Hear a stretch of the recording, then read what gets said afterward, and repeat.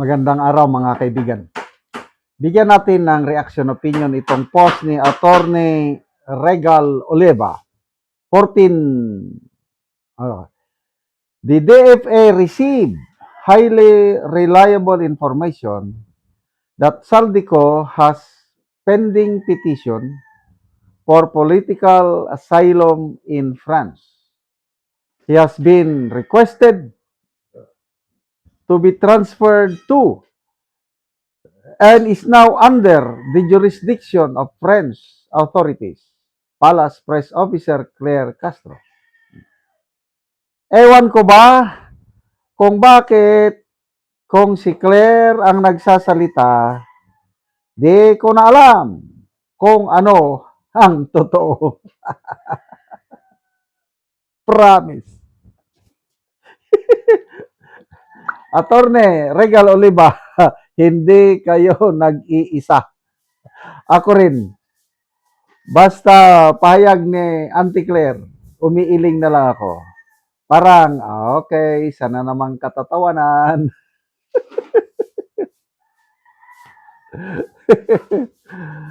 Okay, basa tayo ng mga comments. Nakakatulong din si Auntie Claire kung minsan yung naboboring na ang pangyayari na pag pumasok si Auntie Claire, yon na nakakapagbigay siya ng ligaya dahil sa kanyang style. Sabi dito, Michael Maglasang, fake news na naman basta galing kay Auntie. Malay Yamilo, Auntie Claire po kasi, attorney, meaning anti-clear. Antay ba na malabong maliwanag, kabaliktaran sa kaliwanagan. When people starts doubting the press officers, it means a lot. Cho Richie, dito, di ka nag-isa, we feel you. Mark Baisa, mas maniniwala pa ako sa iyo, Madam POB. Ako rin. Pag si Attorney Regal Oliva ang nagsalita, lalo na sa kanyang POB, hindi ko pinapalampas yan. Kung professor pa ito, kung ako yung estudyante, hindi ako magsasawa, hindi ako mag-absent. Siguradong mataas ang grado ko dahil ang daling unawain yung kanyang mga pinapaliwanag. Salamat tayo at mayroong DDS lawyer na katulad niya na may paninindigan at ano lang siya, very impartial kung mag-analyze. Kung ano ang katotohanan, yun ang, kung ano ang batas, yun lang. Pinaka-latest niyang POV na napanood ko, yung biglang pagsulpot pangalan ni Escudero. Sa kanyang payag, parang sarsuela lang ang nangyayari. Yung pagkakaintindi ko. Kasi si Martin Romualdez, sabi niya parang it's not a coincidence na nag-apply siya na aalis papuntang Singapore. Biglang bumulaga ang ombudsman.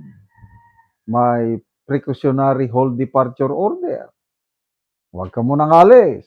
Tapos may freeze order sa kanyang mga ari-arian. Kailan, take note, sabi niya, temporary lang yung press order sa ari-arian ni Martin Romualdez, 20 days lang. So it's not definitive. Kasi kung matagal na press order, okay yun. Kailan, after 20 days, mawawala na naman yun.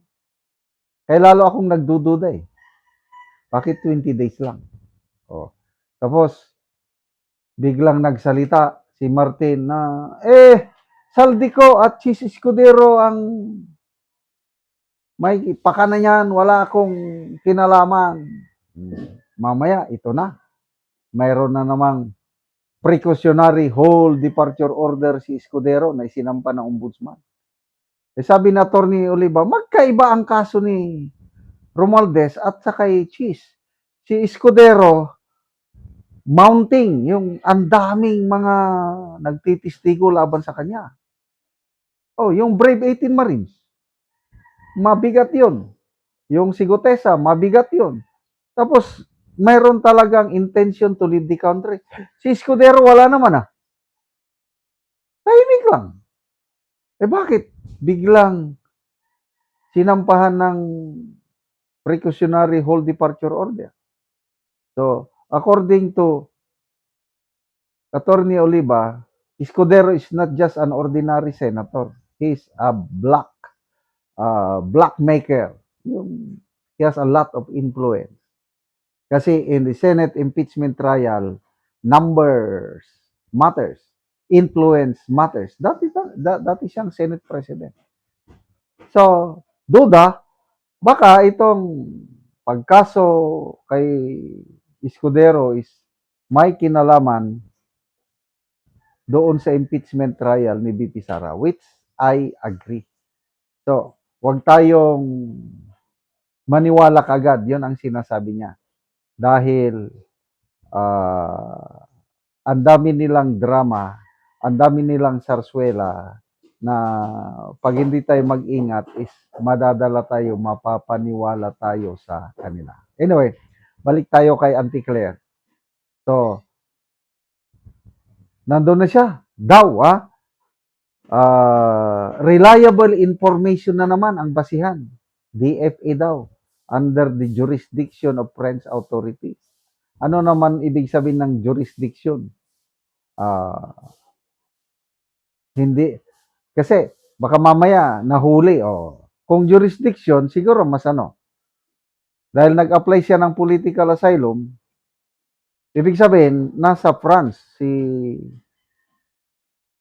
Saldico at hinihintay niya yung decision ng French authorities. So, under siya ng jurisdiction. Okay, so, may nabasa akong post na para bang si Attorney Roque ang nag-advise kay Saldico na nag-apply. Mag-apply si Saldico ng asylum sa France at ngayon parang pinag-iinitan. Nagtatanong lang yung, sino ba yan? Si Dare to Us ba? Tatanong lang, may kinalaman ba yung pagsampa na naman ng panibagong kaso kay Attorney Roque doon sa tax evasion, so and so, doon sa nabulgar na kapalpakan kay Saldico, something like that. Salamat mga kaibigan sa inyong pagsubaybay sa ating channel. Nakakatulong kayo ng malaki sa tribong talanding ng Bukidnon dahil ang sweldo natin sa channel na ito is pantulong sa tribo. Namimigay tayo ng libreng yero at pako para makapagpatayo sila ng mas maayos na tirahan. Panoorin niyo ang video nito. Karon mouna ni ang pag-atupan sa natabangan na mo og yero nga iyang gipatindog ka bagong balay. So mouna ni ang yero nga among gihatag nga ilang iatop karon.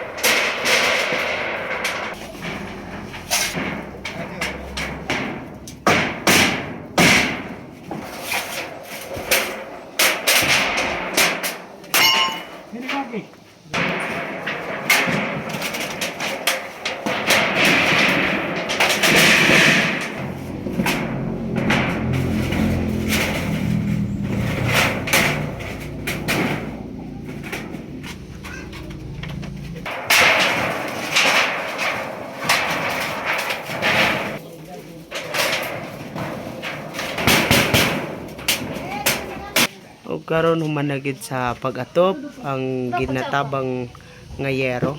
So nag-atop na gid sila ang nagpatindog sa ilang balay. Kaya kung pagpasalamat sa atong makagagahom nga idiyahan siya sa kanang mga nagdumala ning sin hinaut dako kay kung pagpasalamat kay nakaatop gyud ko malipayon gyud kay ko karon nga nakadawat ko. Naot pa nga dugang pod grasya nga moabot sa nagdumala ni nga naginabang para dugang daghan pa nga mga tawo ang mahinabangan nila nga nagkalisod. Salamat kaayo.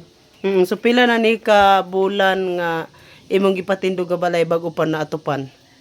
Kuan mga kuan duha ka pin ka bulan. Duha na kapin ka bulan aya pag natupan. Oo. So nga naman sa gidugayon na nga gipatindog nimo nga balay wala nimo naatupan. Tungod sa kanang atong mga kuan karon kalisod sa panahon wa tay kuan ay Walay- kita pero igora kaon. Wala ikapalit. Oo, walay kapalit. Oo. So salamat kaayo. Salamat sad kayo sa kay nahinabangan ko og sin. Dako kay kong pagpasalamat. Okay, salamat.